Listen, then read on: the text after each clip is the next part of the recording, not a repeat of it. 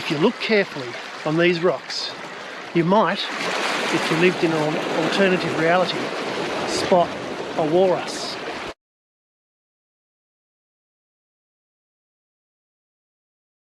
While not as rare as seeing a walrus, the long-nosed fur seal is indeed a rare species in Tasmania. Only 4,000 of them reside here. Until recently, it was known as the New Zealand fur seal. Does that give you an idea why it might be so rare here? But rather than focus on the more common and still threatened Australian fur seal, Richard singles out the long-nosed fur seal. The Australian fur seal population was destroyed in the first years of European settlement, with almost 400,000 seals of the estimated population of 750,000 slaughtered between 1800 and 1807 alone. The population is now recovered to around 80,000. With this horrendous slaughter of the Australian fur seal a historical reality, why does Richard Flanagan have to go one further and invoke the rarely encountered long-nosed fur seal to make his point? I think this goes to the whole modus operandi of Richard's writing.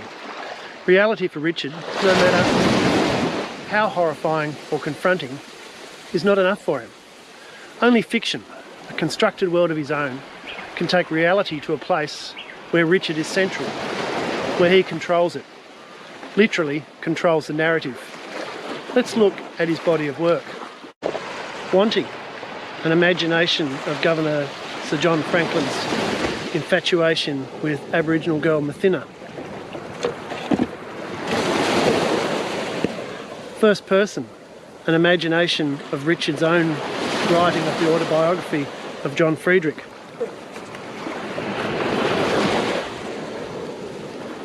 The Narrow Road to the Deep North, his father's story.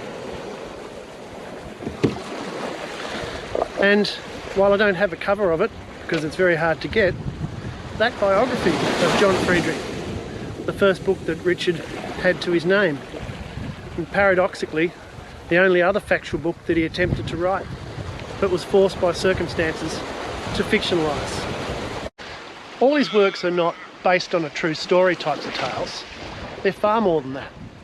They're fictionalised fantasies of something that has a tenuous link to reality.